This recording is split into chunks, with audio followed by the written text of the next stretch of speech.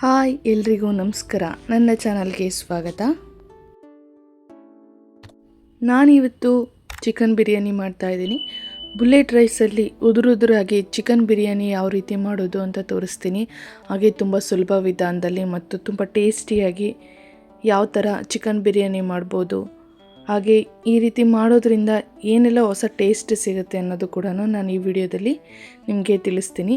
ಎಲ್ಲೂ ಸ್ಕಿಪ್ ಮಾಡದೆ ಕೊನೆವರೆಗೂ ನೋಡಿ. ಯಾರೆಲ್ಲ ನನ್ನ ಚಾನಲ್ಗೆ ಹೊಸದಾಗಿ ನೋಡ್ತಾ ಇದ್ದೀರಾ ಅವರು ಸಬ್ಸ್ಕ್ರೈಬ್ ಮಾಡ್ಕೊಂಡು ನೋಡಿ, ಹಾಗೆ ನಮಗೂ ಕೂಡ ಖುಷಿಯಾಗುತ್ತೆ. ಹಾಗಾದರೆ ಯಾವ ರೀತಿ ಮಾಡೋದು ಅಂತ ನೋಡೋಣ ಬನ್ನಿ. ಮೊದಲನೇದಾಗಿ ನಾನೊಂದು ಜಾರ್ ತೊಗೊಂಡಿದ್ದೀನಿ. ಅದಕ್ಕೆ 2 ಪೀಸ್ ಚಕ್ಕೆ, 3 ಪೀಸ್ ಲವಂಗ, 2 ಮೆಣಸು ಹಾಕ್ಕೊಂಡಿದ್ದೀನಿ.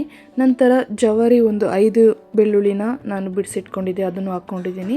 ನಂತರ 3 ಪೀಸ್ ಶುಂಠಿ, 1 ದೊಡ್ಡ ಸೈಜಿನ ಈರುಳ್ಳಿ ಕಟ್ ಮಾಡಿ ಇಟ್ಕೊಂಡಿದ್ದೀನಿ, ಹಾಗೂ 4 ಹಸಿಮೆಣಸಿನ್ಕಾಯಿನ ಹುರಿದಿಟ್ಕೊಂಡಿದ್ದೆ, ಅದನ್ನು ಹಾಕ್ಕೊಳ್ತಾ ಇದ್ದೀನಿ. 1 ಹಿಡಿ ಕೊತ್ತಂಬರಿ ಸೊಪ್ಪು, ಹಾಗೆ 1 ಹಿಡಿಯಷ್ಟು ಪುದೀನ ಸೊಪ್ಪು ಹಾಕ್ಕೊಳ್ತಾ ಇದ್ದೀನಿ. ನಂತರ ಇದನ್ನು ಅರ್ಧ ಗ್ಲಾಸಷ್ಟು ನೀರು ಹಾಕ್ಕೊಂಡು ನಾನು ಇದನ್ನು ಬ್ಲೆಂಡ್ ಮಾಡ್ಕೊಳ್ತಾ ಇದ್ದೀನಿ. ಈಗ ಇದನ್ನು ಪೇಸ್ಟ್ನ ನಾವು ರೆಡಿ ಮಾಡ್ಕೋಬೇಕು ಚಿಕನ್ ಬಿರಿಯಾನಿಗೆ. ನೋಡಿ, ನಾನು ಜಾಸ್ತಿ ಮಸಾಲನೇ ಹಾಕಿಲ್ಲ, ಅಂದರೆ ಮಸಾಲೆ ಪದಾರ್ಥಗಳನ್ನ ಹಾಕಿಲ್ಲ, ಸ್ವಲ್ಪ ಮಸಾಲೆ ಪದಾರ್ಥಗಳನ್ನೇ ಬಳಸಿ ಪೇಸ್ಟ್ ಮಾಡ್ತಾಯಿದ್ದೀನಿ. ಈಗ ನಾನು ಚಿಕನ್ ಬಿರಿಯಾನಿನ ಪಾತ್ರೆಯಲ್ಲಿ ಮಾಡ್ತಾಯಿದ್ದೀನಿ. ಅದಕ್ಕೆ ನಾನು ಒಂದು ಪಾತ್ರೆ ತೊಗೊಂಡಿದ್ದೀನಿ. ಅದಕ್ಕೆ ಒಂದು 4 ಟೇಬಲ್ ಸ್ಪೂನಷ್ಟು ಎಣ್ಣೆ ಹಾಕ್ಕೊಂಡಿದ್ದೀನಿ. ಇವಾಗ ಇದಕ್ಕೆ 1 ಪಲಾವ್ ಎಲೆ, 2 ಏಲಕ್ಕಿ, ಒಂದು 3 ಪೀಸ್ ಚಕ್ಕೆ, 3 ಲವಂಗ ಹಾಕ್ಕೊಂಡಿದ್ದೀನಿ. ನಂತರ 2 ದೊಡ್ಡ ಸೈಜ್ ಈರುಳ್ಳಿನ ಉದ್ದುದ್ದಾಗಿ ಕಟ್ ಮಾಡಿ ಇಟ್ಕೊಂಡಿದ್ದೀನಿ, ಅದನ್ನು ಕೂಡ ಹಾಕ್ಕೊಳ್ತಾ ಇದ್ದೀನಿ. ಈಗ ಈರುಳ್ಳಿ ಕೂಡ ಚೆನ್ನಾಗಿ ಫ್ರೈ ಆಗಬೇಕು, ಲೈಟಾಗಿ ಬ್ರೌನ್ ಕಲರ್ ಬರಬೇಕು, ಅಲ್ಲಿವರೆಗೂ ಚೆನ್ನಾಗಿ ಫ್ರೈ ಮಾಡ್ಕೋಬೇಕು. ಈರುಳ್ಳಿ ಚೆನ್ನಾಗಿ ಫ್ರೈ ಮಾಡೋದ್ರಿಂದ ಟೇಸ್ಟು ಕೂಡ ಚೆನ್ನಾಗಿರುತ್ತೆ.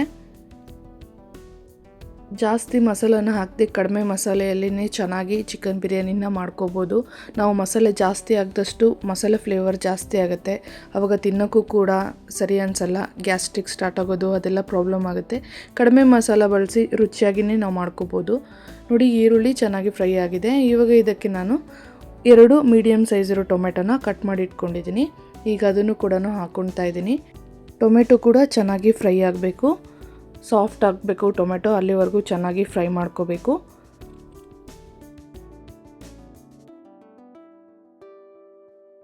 ಟೊಮೆಟೊ ಕೂಡ ಚೆನ್ನಾಗಿ ಫ್ರೈ ಆದರೆ ಟೇಸ್ಟ್ ಕೂಡ ಚೆನ್ನಾಗಿರುತ್ತೆ, ಹಾಗಾಗಿ ಮೀಡಿಯಮ್ ಫ್ಲೇಮಲ್ಲಿ ಇಟ್ಕೊಂಡು ಚೆನ್ನಾಗಿ ಫ್ರೈ ಮಾಡ್ಕೋಬೇಕು.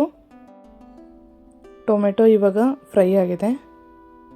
ಇವಾಗ ಇದಕ್ಕೆ ನಾನು ಒಂದು 100 ಗ್ರಾಮ್ ಅಷ್ಟು ಚಿಕನ್ ಹಾಕ್ಕೊಳ್ತಾ ಇದ್ದೀನಿ. ನಾನು ಜಾಸ್ತಿ ಚಿಕನ್ ಹಾಕ್ಕೊಳ್ತಾ ಇಲ್ಲ, 100 ಗ್ರಾಮ್ ಅಷ್ಟು ಹಾಕ್ಕೊಳ್ತಾ ಇದ್ದೀನಿ.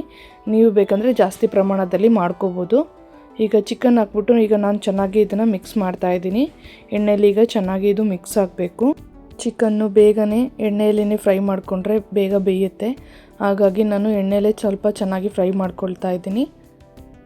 ಇವಾಗ ಇದಕ್ಕೆ ನಾನು 2 ಸ್ಪೂನಷ್ಟು ಉಪ್ಪನ್ನ ಹಾಕ್ಕೊಳ್ತಾ ಇದ್ದೀನಿ. ಈಗ ಇದನ್ನು ಕೂಡ ಚೆನ್ನಾಗಿ ಮಿಕ್ಸ್ ಮಾಡ್ತಾ ಇದ್ದೀನಿ. ಚಿಕನ್ಗೆ ಮೊದಲೇ ಉಪ್ಪು ಹಾಕೋದ್ರಿಂದ ಚಿಕನ್ಗೂ ಕೂಡ ಉಪ್ಪಿಂದೆಲ್ಲ ಟೇಸ್ಟ್ ಹೋಗುತ್ತೆ, ಆವಾಗ ತಿನ್ನುವಾಗ ಸಪ್ಪೆ ಅಂತ ಅನಿಸೋದಿಲ್ಲ. ನಂತರ ಚೆನ್ನಾಗಿ ಕೂಡ ಬೇಯುತ್ತೆ ಚಿಕನ್ನು, ಹಾಗಾಗಿ ಮೊದಲೇ ನಾನು ಉಪ್ಪು ಹಾಕ್ಕೊಳ್ತಾ ಇದ್ದೀನಿ. ಈ ರೀತಿ ಚೆನ್ನಾಗಿ ಮಿಕ್ಸ್ ಮಾಡ್ಕೋಬೇಕು. ಇವಾಗ ಇದಕ್ಕೆ ನಾನು 1 ಚಿಟಿಕೆಯಷ್ಟು ಅರಶಿನ ಹಾಕ್ಕೊಳ್ತಾ ಇದ್ದೀನಿ.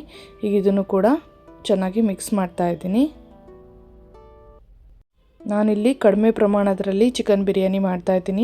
ನೀವು ಇದೇ ಮಸಾಲ ಇಟ್ಕೊಂಡು ನೀವು ಜಾಸ್ತಿ ಪ್ರಮಾಣದಲ್ಲಿ ಕೂಡ ಮಾಡ್ಕೋಬೋದು, ತುಂಬ ಚೆನ್ನಾಗಿರುತ್ತೆ. ನೀವು ಕೂಡ ಟ್ರೈ ಮಾಡಿ ನೋಡಿ. ಚೆನ್ನಾಗಿ ಎಲ್ಲ ಚಿಕನ್ ಎಲ್ಲ ಬೆಂದಿದೆ, ಎಣ್ಣೆಲ್ಲ ಬಿಟ್ಕೊಂಡಿದೆ.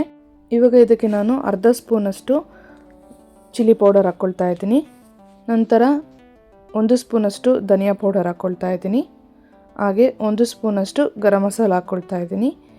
ಇದಿಷ್ಟು ಚೆನ್ನಾಗಿ ನಾನು ಮಿಕ್ಸ್ ಮಾಡ್ಕೊಳ್ತಾ ಇದ್ದೀನಿ. ನಾನಿಲ್ಲಿ ಚಿಲ್ಲಿ ಪೌಡರ್ನ ಕಡಿಮೆ ಬಳಸಿದ್ದೀನಿ, ಯಾಕೆ ಅಂದರೆ ಹಸಿಮೆಣ್ಸಿಕಾಯಿನ ಆಲ್ರೆಡಿ ನಾನು ಹುರಿದು ಪೇಸ್ಟ್ ಮಾಡೋಕ್ಕೆ ಹಾಕ್ಕೊಂಡಿದ್ದೀನಿ, ಹಾಗಾಗಿ ಖಾರ ಜಾಸ್ತಿ ಆಗುತ್ತೆ. ನಂತರ ಶುಂಠಿ ಮತ್ತು ಬೆಳ್ಳುಳ್ಳಿ ಹಾಕೋದ್ರಿಂದ ಕೂಡ ಖಾರ ಹೆಚ್ಚಿಗೆ ಅನಿಸುತ್ತೆ, ಹಾಗಾಗಿ ನಾನಿಲ್ಲಿ ಕಡಿಮೆ ಹಾಕ್ಕೊಂಡಿದ್ದೀನಿ.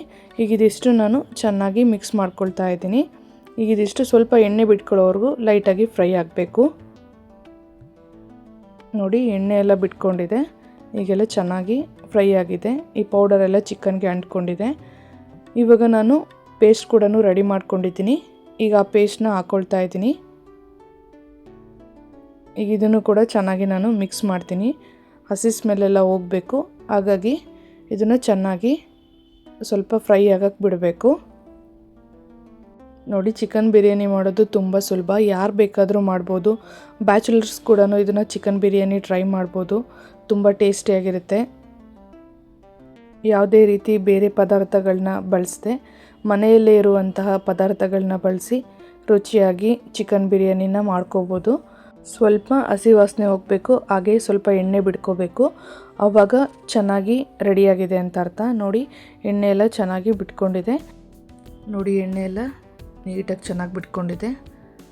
ಇವಾಗ ಇದಕ್ಕೆ ನಾನು ಅಕ್ಕಿನ ಹಾಕ್ಕೊಳ್ತಾ ಇದ್ದೀನಿ. ನಾನಿಲ್ಲಿ ಅಕ್ಕಿನ 2 ಗ್ಲಾಸ್ ತೊಗೊಂಡಿದ್ದೀನಿ. 5 ನಿಮಿಷದ ಮುಂಚೆನೇ ನಾನು ವಾಶ್ ಮಾಡಿ ನೆನೆಸಿಟ್ಕೊಂಡಿದ್ದೆ. ಈ ರೀತಿ ನೆನೆಸೋದ್ರಿಂದ ಬಿರಿಯಾನಿ ಉದುರುದ್ರಾಗುತ್ತೆ, ಆವಾಗ ಟೇಸ್ಟ್ ಕೂಡ ಚೆನ್ನಾಗಿರುತ್ತೆ. ನೋಡಿ, ಇವಾಗ ನಾನು ಅಕ್ಕಿನ ಹಾಕ್ಕೊಳ್ತಾ ಇದ್ದೀನಿ. ನಾನಿಲ್ಲಿ 2 ಗ್ಲಾಸಷ್ಟು ಅಕ್ಕಿ ತೊಗೊಂಡಿದ್ದೀನಲ್ಲ, ಈ 2 ಗ್ಲಾಸಿಗೆ ನಾನು 4 ಗ್ಲಾಸಷ್ಟು ನೀರನ್ನ ತೊಗೊಂಡಿದ್ದೀನಿ. ಈಗ ಅಕ್ಕಿನ ನಾನು ಮಸಾಲೆ ಜೊತೆ ಚೆನ್ನಾಗಿ ಮಿಕ್ಸ್ ಮಾಡ್ತಾ ಇದ್ದೀನಿ.